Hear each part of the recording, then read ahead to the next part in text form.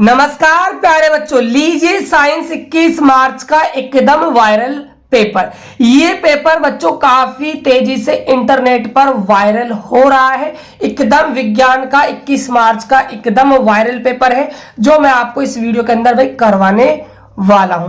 प्यारे बच्चों, वीडियो को पूरा देखना। यदि आप इस पूरा वीडियो को अच्छे से देख लेते हो, इस पूरे पेपर को आप अच्छे से तैयार कर लेते हो, तो भाई आप बोर्ड एग्जाम में 80 में से 80 मार्क्स आप फोड़कर आ सकते हो।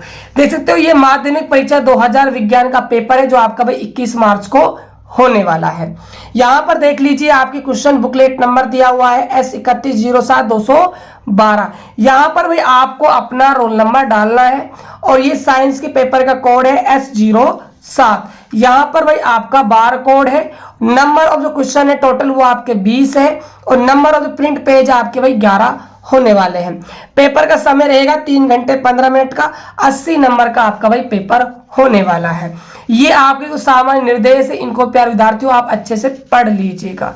तो प्यारे बच्चों, वीडियो स्टार्ट करने से पहले एक बार आप वीडियो को लाइक कर दीजिए, चैनल को सब्सक्राइब भी कर लीजिएगा, क्योंकि आपको हमारे चैनल पर लेटेस्ट जो आपके एग्जाम होते हैं उनका भाई वायरल पेपर आपको देखने को मिलता है। और साथ के साथ प्यारे विद्यार्थियों, मैं आप सभी को ये वायरल पेपर देने वाला हूं बिल्कुल फ्री। ये पेपर मेरे सब्सक्राइबर जो है उनको ही मिलने वाला है। यदि आपने अभी तक चैनल को सब्सक्राइब नहीं किया है तो चैनल को सब्सक्राइब कर दीजिएगा और डिस्क्रिप्शन बॉक्स के अंदर व्हाट्सएप ग्रुप का लिंक दिया हुआ है, जाकर ग्रुप को ज्वाइन कर लीजिए। वहां पर वही पूरा पेपर मैं आपको देने वाला हूं। तो प्यारे विद्यार्थियों, स्टार्ट करते हैं पेपर का सॉल्यूशन। देखिएगा प्यारे विद्यार्थियों, जो आपके पेपर का पहला प्रश्न आने वाला है खंड ए। खंड ए के अंदर आपका होगा सेक्शन ए। सेक्शन जो आपका ए होने वाला है इसके अंदर आपसे बहुविकल्पीय प्रश्न आपसे पूछे जाएंगे। जो आपका पहला प्रश्न है, निम्न प्रश्नों के उत्तर का सही विकल्प चयन कर उत्तर पुस्तिका में लिखिए। देखिए जो आपका पहला क्वेश्चन है Fe2+2Al, यहाँ पर रिएक्शन है Al2O3 प्लस में 2Fe। ऊपर दी गई अभिक्रिया किस प्रकार की है? बच्चों ये आपको एक रिएक्शन दी हुई है, इस रिएक्शन का आपको टाइप बताना है, प्रकार बताना है, किस प्रकार की अभिक्रिया है। ए ऑप्शन है संयोजन अभिक्रिया, बी ऑप्शन है अपघटन अभिक्रिया, सी ऑप्शन है वियोजन अभिक्रिया, डी ऑप्शन है विस्थापन अभिक्रिया। तो प्यारे विद्यार्थियों, ये आपकी विस्थापन अभिक्रिया है, इसीलिए आपका डी ऑप्शन सही हो जाएगा।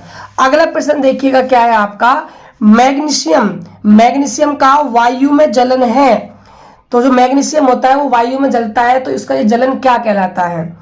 अपचयन कहलाएगा, वाष्पन है, सी ऑप्शन में ऑक्सीकरण है, डी ऑप्शन में ऊर्ध्वपातन है। तो ये आपका कहलाता है ऑक्सीकरण, क्योंकि यहाँ पर ऑक्सीजन की उपस्थिति में जला है तो इसलिए इसका ऑक्सीकरण होने वाला है। सी ऑप्शन आपका बिल्कुल सही हो जाएगा।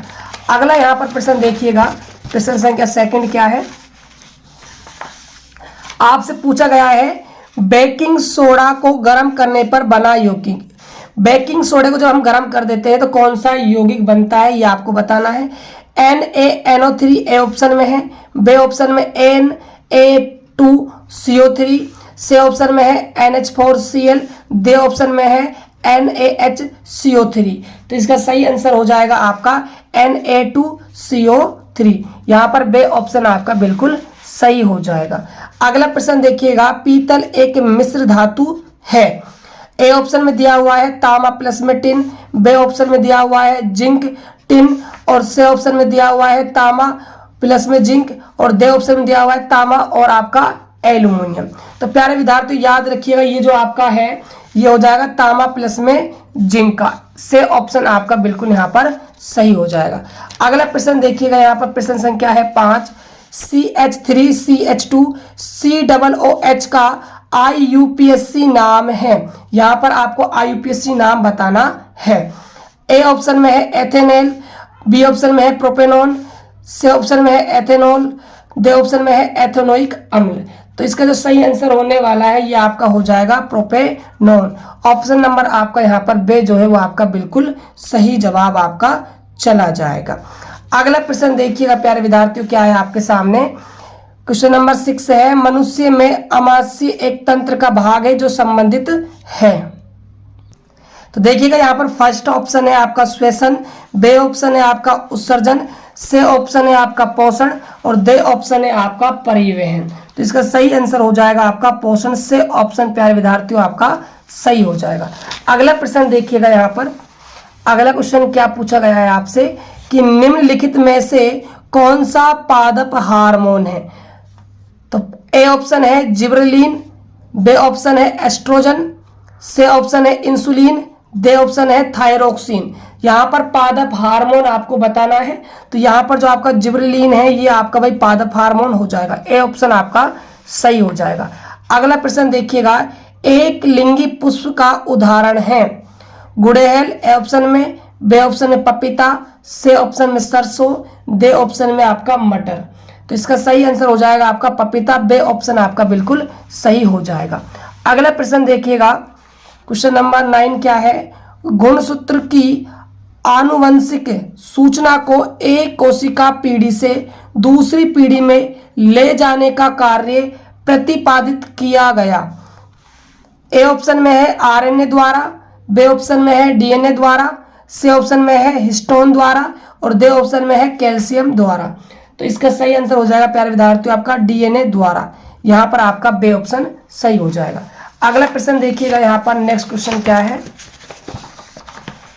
अगला क्वेश्चन देखिए, क्वेश्चन नंबर यहाँ पर 10 क्या है, उत्तल लेंस के लिए वह बिंदु जिस पर आपतित किरण बिना मुड़े सीधी निकल जाती है उस बिंदु को कहते हैं फोकस बिंदु, ए ऑप्शन में, बी ऑप्शन में द्वारक, सी ऑप्शन में प्रकाश केंद्र और दे ऑप्शन में वक्रता केंद्र।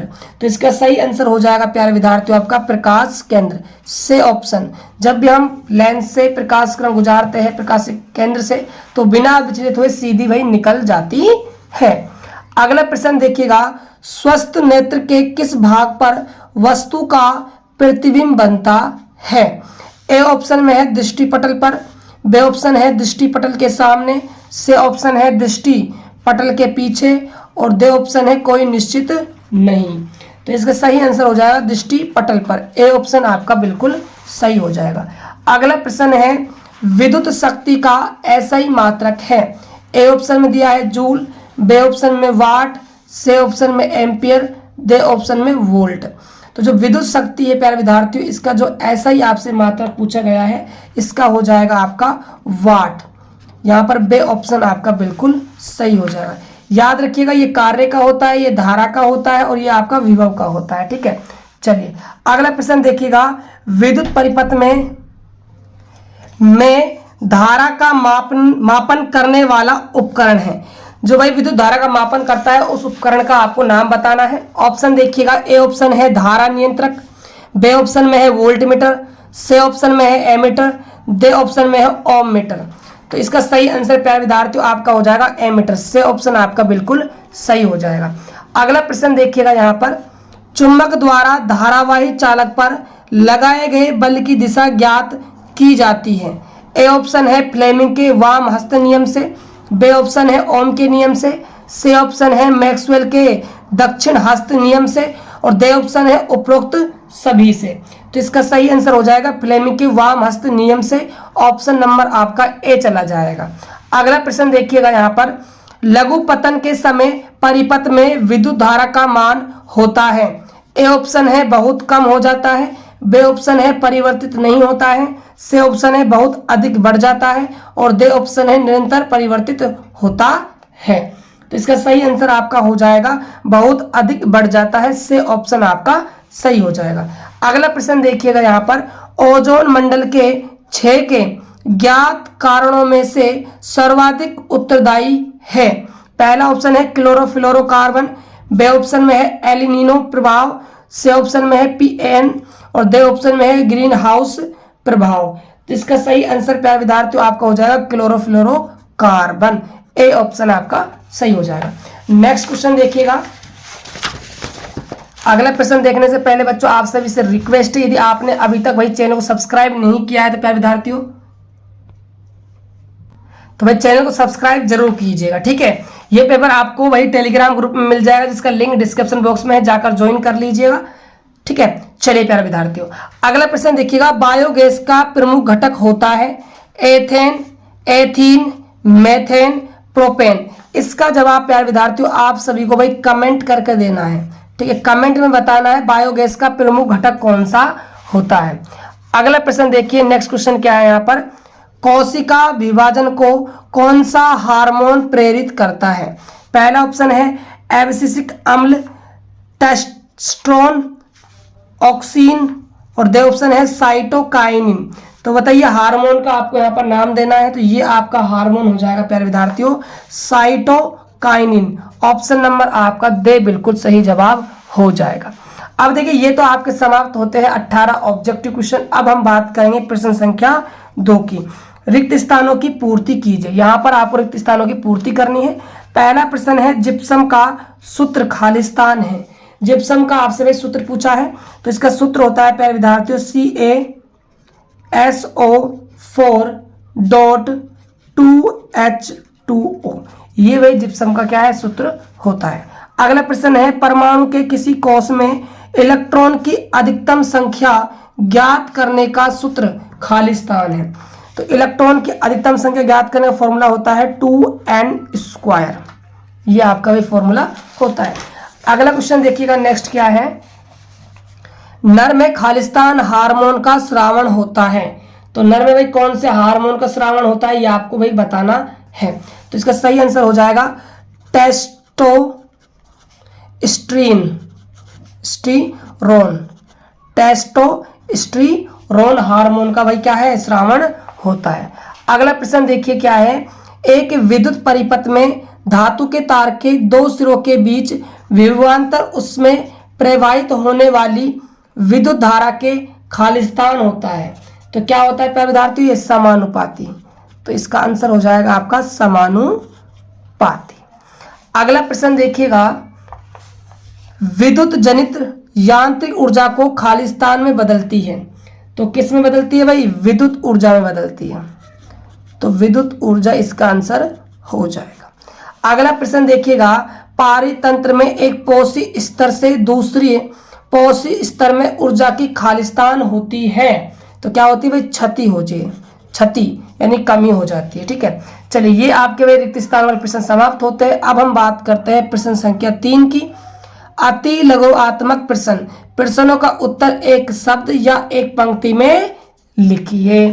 तो देखिए पहला क्वेश्चन क्या है, पहला क्वेश्चन है कि अवक्षेपण अभिक्रिया से आप क्या समझते हैं।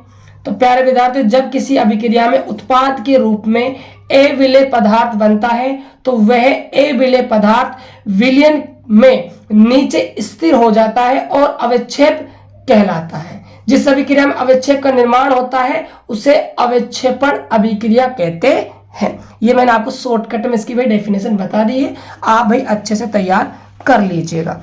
सेकंड क्वेश्चन में पूछा गया है, 2 संश्लेषित सूचकों के नाम लिखिए। तो आपको 2 नाम लिखने हैं यहाँ पर, तो आप इजीली यहाँ पर नाम लिख सकते हो। पहला तो है आपका मैथिल ऑरेंज, और दूसरा आप कह सकते हो फिनोलेफ्थिन,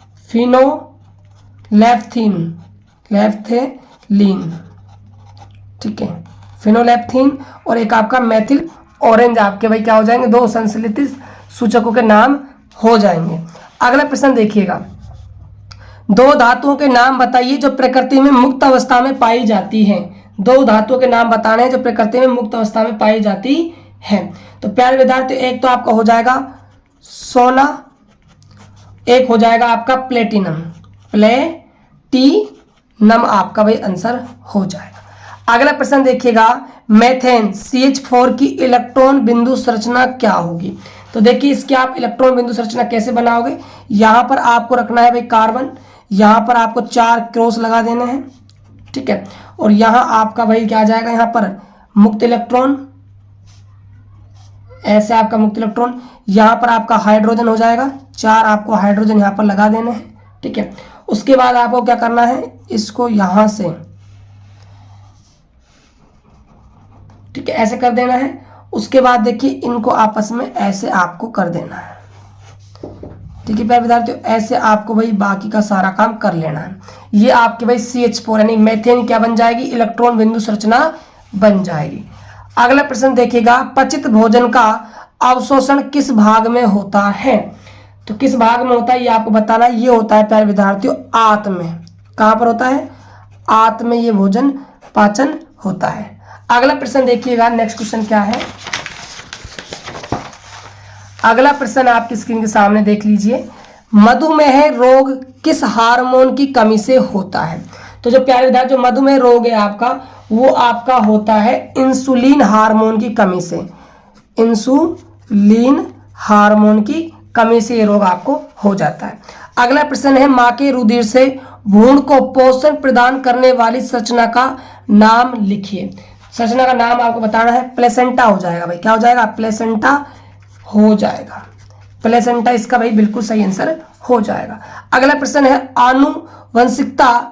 आनुवंशिकता किसे कहते हैं? आनुवंशिकता की आपको वही परिभाषा बतानी है। तो देखिए प्यारे विद्यार्थियों, जो जनक पीढ़ी से संतति पीढ़ी में लक्षण वंशानुगत होते हैं, इन लक्षणों को आनुवंशिक लक्षण तथा इनके संचरण को आनुवंशिकता कहते हैं। शॉर्टकट मैंने आपको वही बता दिया है, डेफिनेशन आप अच्छे से अपने से तैयार कर लीजिएगा। अगला प्रश्न देखिएगा क्या है। एक उत्तल लेंस की फोकस दूरी 20 सेंटीमीटर है, लेंस की क्षमता कितनी होगी? क्षमता आपसे भाई पूछी जा रही है। तो देखिए प्यारे विद्यार्थियों, इसका आंसर कैसे लिखोगे? आपको फोकस दे रखी है लेंथ 20 सेंटीमीटर, राइट। इसको यदि हम मीटर में कन्वर्ट करें तो यहाँ पर हम 20 में 100 का भाग लगाएंगे, तो यहाँ पर हमको मिलेगा 0.2 मीटर। अब हमें पावर निकालने, तो पावर फॉर्मूला होता है 1/f। किस में होता है? मीटर के अंदर। तो यहाँ पर 1/f की वैल्यू कितनी है? 0.2 है। पॉइंट यहाँ से हटेगा तो ऊपर क्या बन जाएगा? 10/2 कितना आ जाएगा? 5। और ये क्या है भाई? पावर है, ठीक है। लेंस की क्षमता है, क्षमता का मात्रक होता है डायोप्टर। तो यहाँ पर प्लस का 5 डायोप्टर आपका भाई आंसर आ जाएगा। अगला प्रश्न, दीर्घ दृष्टि दोष के निवारण के लिए कौन सा लेंस काम आता है?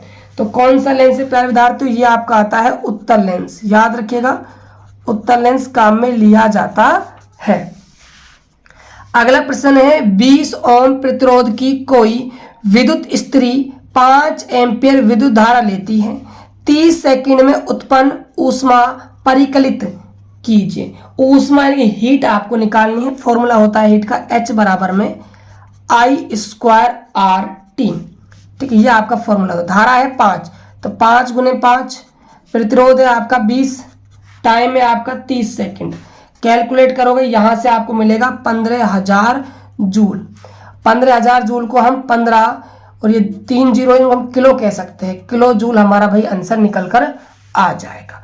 अगला प्रश्न देखिएगा, किसी परिपथ में धारा प्रवाह है या नहीं तथा किस दिशा में है, जानने के लिए हम किस विद्युत उपकरण का उपयोग करते हैं?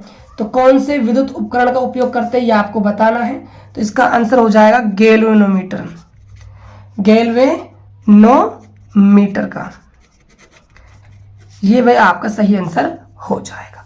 अब देखिए प्यारे विद्यार्थियों, आपका भाई सेक्शन ए हो गया समाप्त। अब बात करते हैं हम सेक्शन डी, सेक्शन बी बच्चों, सेक्शन बी की यानी कि खंड बे के प्रश्नों की।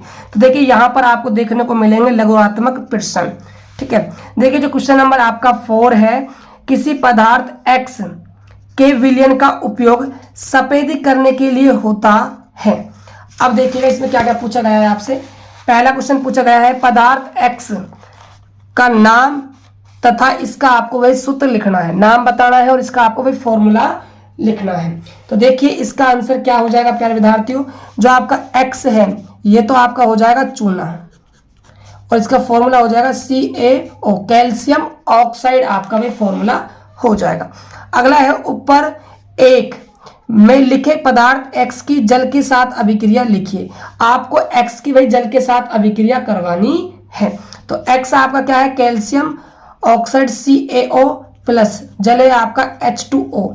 जब आप इसकी रिएक्शन करवाते हो तो आपको यहाँ पर कैल्शियम हाइड्रो ऑक्साइड मिलेगा, CaOH का होल ट्वाइज आपको मिल जाएगा, ठीक है। अगला प्रश्न देखिएगा, धावन सोडा का रासायनिक सूत्र वे 2 उपयोग लिखिए। तो धावन सोडा का जो यहाँ पर आप रासायनिक सूत्र लिखोगे CaOCl2, 2 इसके आप उपयोग लिख सकते हो पीने के पानी को शुद्ध करने के लिए और व्यंजक के रूप में काम लेने में, ठीक है। अगला प्रश्न देखिएगा, लवण के विलयन की चालकता की जांच का नामांकित चित्र बनाइए। अगला प्रश्न है, भोजन के पाचन में लार की क्या भूमिका है, ये आपको बताना है। अगला प्रश्न है, किन्हीं 3 पादप हार्मोनों के नाम लिखिए एवं प्रत्येक का एक एक कार्य भी आप बताइए।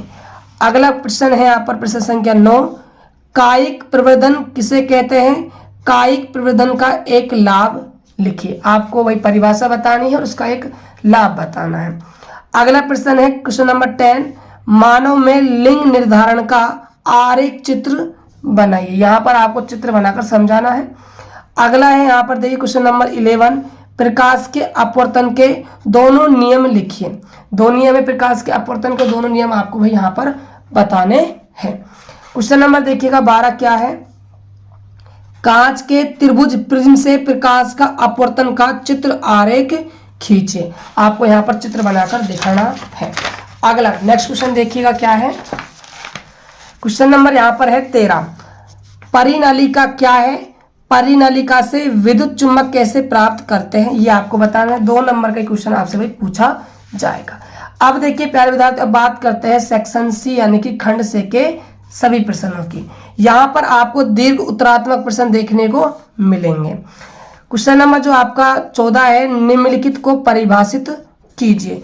पहला प्रश्न यहाँ पर आपसे पूछा गया है, अत्यधिक मात्रा में CO2 प्रवाहित करने पर चूने का पानी पुनः रंगीन क्यों हो जाता है, यह आपको बताना है।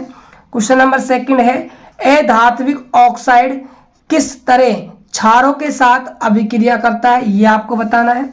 क्वेश्चन नंबर 3 है, 2 चुंबकीय क्षेत्र रेखाएं एक दूसरे को प्रतिच्छेद नहीं करती, क्यों, आपको कारण देना है। एक एक नंबर के क्वेश्चन आपसे पूछे गए हैं। 3 नंबर का भाई आपका प्रश्न होने वाला है। आगे देखिएगा नेक्स्ट क्वेश्चन क्या है, सेक्शन सी के अंदर आप सभी को पता है अथवा के अंदर प्रश्न आएगा, तो ये अथवा और में आपको प्रश्न दिया हुआ है। पहला प्रश्न देखिएगा क्या है, व्यंजक चूर्ण का रासायनिक सूत्र वे कोई एक उपयोग लिखिए। बेकिंग सोडा का रासायनिक सूत्र वे एक उपयोग लिखिए। अम्ल तथा क्षार में कोई 2 अंतर लिखिए। अगला प्रश्न देखिए नेक्स्ट क्वेश्चन क्या है, क्वेश्चन नंबर है आपका भाई 15। पहला क्वेश्चन यहाँ पूछा गया है, गर्भ निरोधक युक्तियां अपनाने के क्या कारण हो सकते हैं। सेकंड क्वेश्चन है, क्या होता है जब अंडे का निषेचन नहीं होता। 1.5 नंबर के आपसे भी प्रश्न पूछे गए हैं। 3 नंबर का आपका क्वेश्चन होने वाला है। इसके अथवा और में आपको क्वेश्चन दिया हुआ है, नर तथा मादा लिंग हार्मोनों के नाम लिखिए। नर मानव की अंतःस्रावी ग्रंथियों का नामांकित चित्र भी बनाइए। यहाँ पर आपको चित्र भी बनाना है। क्वेश्चन नंबर देखिएगा 16 क्या है, 16 का फर्स्ट, जैव निम्नीकरणीय पदार्थों एवं अजैव निम्नीकरणीय पदार्थों में अंतर स्पष्ट कीजिए। सेकंड क्वेश्चन है आपका, कचरा निपटान की समस्या कम करने के कोई 2 तरीके दीजिए।